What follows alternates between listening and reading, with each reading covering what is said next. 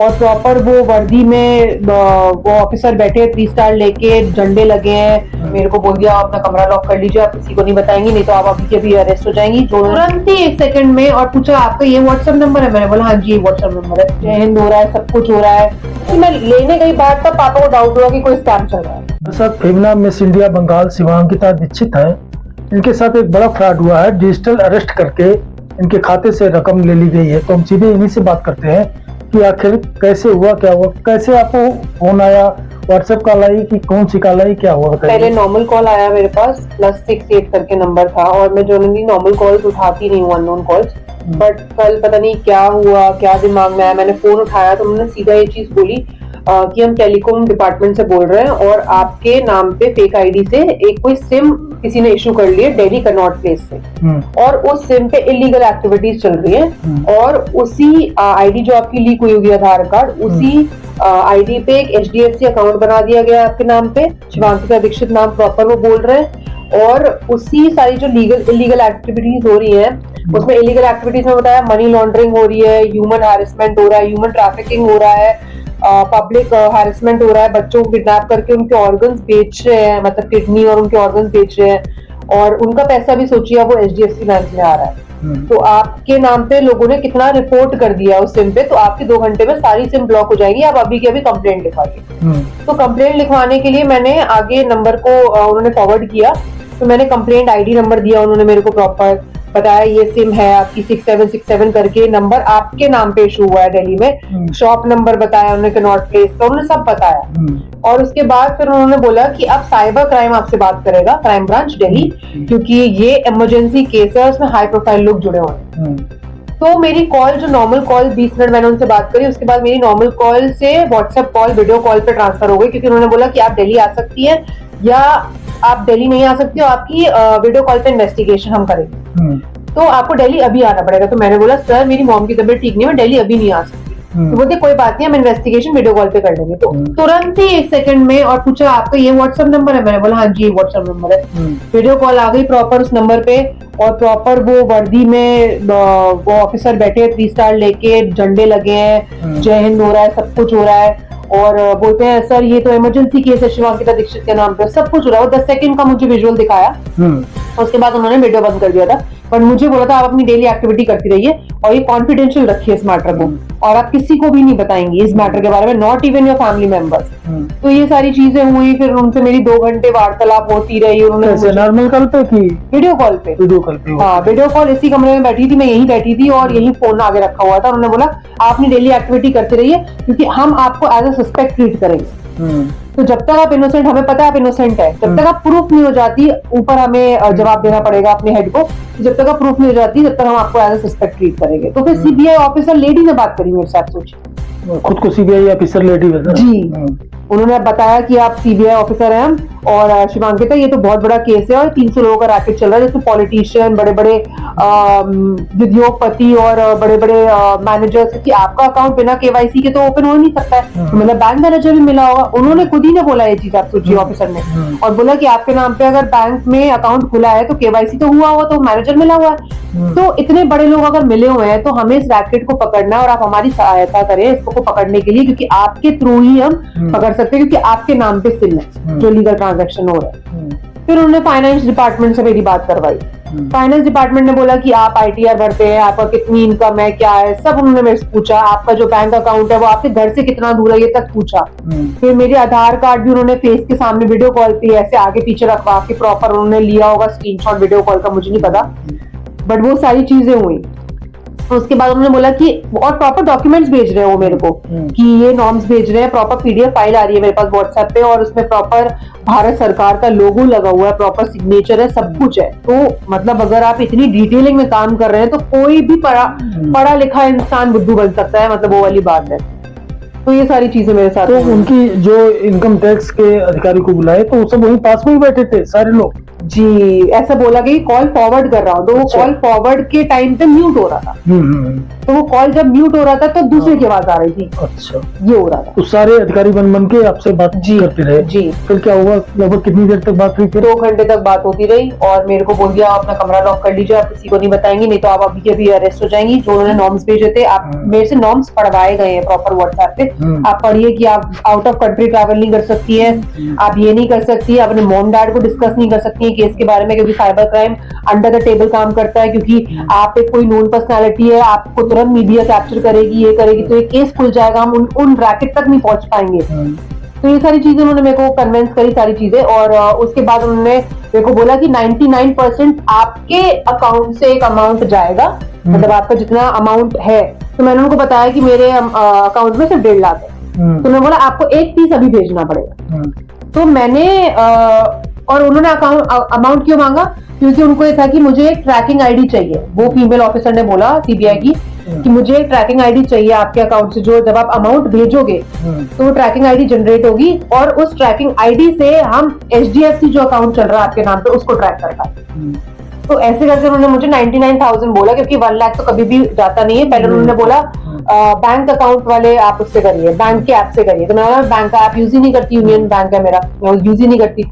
तो उन्होंने बोला पेटीएम से करिए, मतलब पेटीएम भी यूज नहीं करती मैम मैं।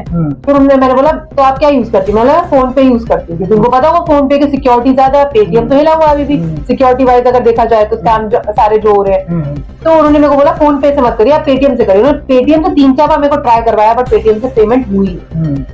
तो उन्होंने मेरे को फोन पे बोला, तो मैंने फोन पे से 99,000 अमाउंट करा, क्योंकि फिर उसके बाद उन्होंने 25,000 उन्होंने बोला कि पेटीएम पे करो। कुछ सुरेंद्र गुज्जर के नाम से यूपीआई आईडी दी मेरे को @YBL करके, और बोला कि अब 25,000 इसमें सेंड करो, क्योंकि उनको एक चीज चाहिए था, उनको 99% अमाउंट चाहिए था आपके अकाउंट का। अब मैंने अमाउंट ही कम बताया उनको, तो अगर मैं ज्यादा बताती तो वो ऑन द स्पॉट में ज्यादा मांगते। तो उनकी 2.5 लाख की थी। उन्होंने मेरे को बोला आप 2.5 लाख अरेंज करके बताइए आप कैसे करेंगे, फ्रेंड्स फैमिली किसी से भी लीजिए। तो 25,000 मेरे डिक्लाइन हो गए, क्योंकि मेरी लिमिट कंप्लीट हो गई। 1 लाख की मेरी लिमिट कंप्लीट हो गई, तो बैंक ने अलाउ ही नहीं करा, ऐप ने अलाउ नहीं करा बेसिकली। तो उन्होंने बोला कि आप फ्रेंड्स फैमिली को फोन करिए और उनको बोलिए आपको कोर्स फीस के लिए जरूरत है, या आप किसी मुसीबत में फंस गए तो आपको जरूरत है, अर्जेंट जरूरत है, तो आप किसी को एक केस के बारे में नहीं बताएंगे, बट आप उनसे पैसे लीजिए। और ऐसे अगर आपको पैसे लेने हैं, आप अपने डैड से भी ले सकती हैं बिना बताए कि ये केस चल रहा है, आपके नाम पे कितनी एफडी है, क्या क्या और अकाउंट है आपके नाम पे, आपका बैंक कितनी दूर है आपके घर से। तो वो सारी इंफॉर्मेशन उन्होंने मेरे से मांगी। तो फिर इस बीच आपने एक बार भी दिमाग में नहीं आया कि हम फंस रहे हैं, मेरे साथ फ्रॉड हो रहा है, ऐसा कुछ? नहीं, फंसा हुआ समझ ही नहीं आया। मुझे था कि जो लोग किडनैप हो रहे हैं, जो बच्चे किडनैप हो रहे हैं, जिनके ऑर्गन्स बेचे जा रहे हैं, बेसिकली वो इमोशनली खेल गए मेरे साथ। उन्होंने मुझे इमोशनली ब्रेक डाउन कर दिया, मेंटली ब्रेक डाउन कर दिया, और उन्होंने अपने उस दायरे में मेरे को फिट कर लिया कि मैं इस दायरे के बाहर ना सोच पाऊं बेसिकली। तो मुझे दिमाग में ये था कि यार मेरे थ्रू अगर कोई बच्चे बच सकते हैं जिनकी फैमिलीज रो रही हैं, उन्होंने बताया 2 फैमिली ने सुसाइड कर लिया जिनके बच्चे मिले नहीं उनको, तो मुझे ये था कि मैं किसी की अगर हेल्प कर सकती हूँ व्हाई नॉट। तो मेरे लिए पैसा वो पॉइंट ही नहीं था। बट जब मैंने अपने फैमिली मेंबर्स को कब बताया, जब उन्होंने एफडी का मेरे से पूछा कि आप एफडी की डिटेल्स अपने डैड से लेकर आइए, तो जैसी मैं लेने गई बाहर, तब पापा को डाउट हुआ कि कोई स्कैम चल रहा है। तब भाई ने मेरा फोन लिया, फोन ऑफ किया, और उसके बाद सीधा बोला कि चलो साइबर सेल चलते। फिर हमने वहां पे जाके कंप्लेंट लिखवाई। फिर यहाँ से फोन बंद किया, सीधा साइबर सेल गए? जी, तब तक तो 99,000 उन्होंने ट्रांसफर करवा दिए थे। उसके बाद से कोई कॉल आई? नहीं, मैंने कंप्लेन करने के बाद वापस जब घर आई हूँ, तो मैंने उस नंबर पे कॉल किया। उन्होंने मेरे को बोला था हम आपको 2 घंटे दे रहे हैं, नहीं तो कल सुबह तक आप पैसा अरेंज कर लीजिए 2.5 लाख रुपए। तो 2.5 लाख रुपए अरेंज करने के बाद आप हमें फोन करिए। तो मैंने 7:30 बजे उनको कॉल बैक करा, रिंगिंग जा रहा था व्हाट्सएप पे, पर उन्होंने कॉल उठाया नहीं। और नेक्स्ट डे सुबह तक उनकी डीपी भी नहीं दिख रही थी, जहाँ पे क्राइम ब्रांच दिल्ली लिखा हुआ था, और स्टेटस पे भी ये लिखा था क्राइम ब्रांच दिल्ली, और वो कुछ नहीं दिख रहा था। तो फिर यहाँ गई आपको साइबर सेल वाले क्या बोले? यहाँ वो ट्रैक कर रहे हैं, उन्होंने सीज कर दिए जहाँ भी अकाउंट पे ट्रांसफर हुआ है, वो सीज कर दिया। हाँ जी, वो सीज हो गए सारे बैंक अकाउंट्स, और सारे बैंक को स्टेटमेंट भी जा चुका है, एक एप्लीकेशन लेटर जा चुका है, तो उनका भी ट्रांजैक्शंस और आईडी पता लग जाएगी। और वो जो भी कार्रवाई है वो कर ही रहे हैं। आज ही मैं होकर आई हूँ, एफआईआर अपना दर्ज करा के आई। एफआईआर दर्ज हुई है जी। तो इस दौरान जब आप फोन पे लगातार बात कर रही थी, तो कभी आपके मम्मी या पापा ने दरवाजा खोलने की कोशिश नहीं की? या वो बहुत देर से खटखटा रहे थे, उधर से विंडो से खटखटा रहे हैं, डोर पीट रहे हैं, गेट खोलो।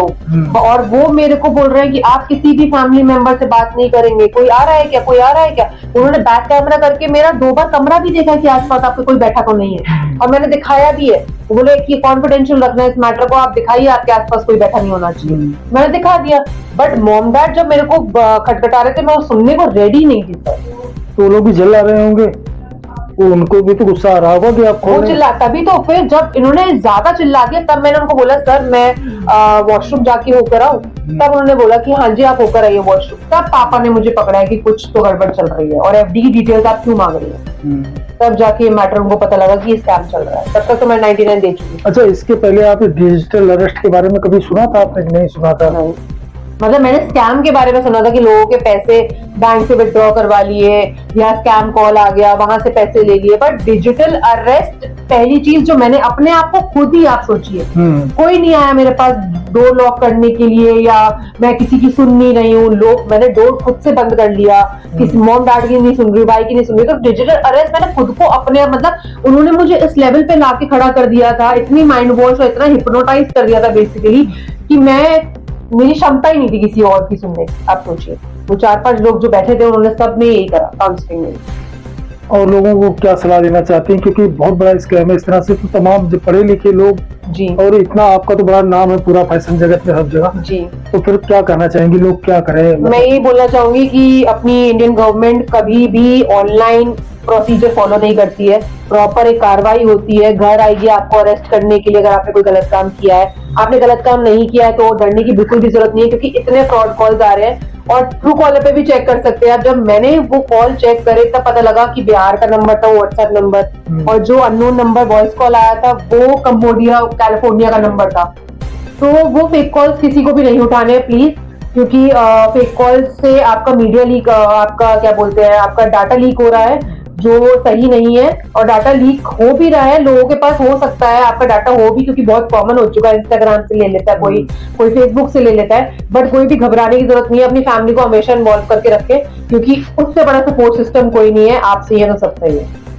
तो ये थी हमारे साथ शिवांगिता दीक्षित, जो कि फेमिना मिस इंडिया बंगाल रह चुकी हैं, और इनके साथ बड़ा फ्रॉड हुआ और 99,000 रुपए इन्होंने खुद ही ट्रांसफर कर दिए। इस मामले की शिकायत दर्ज कर दी गई है साइबर सेल में, और उम्मीद है कि इनकी रकम भी लौट आएगी। लेकिन जो इन्होंने संदेश दिया जिस तरह से, तो सबको ध्यान देना चाहिए, और कभी भी इस तरह की कोई फर्जी कॉल आए तो उससे बात ही नहीं करनी चाहिए। Himanshu Tripathi, ground zero story, Agra.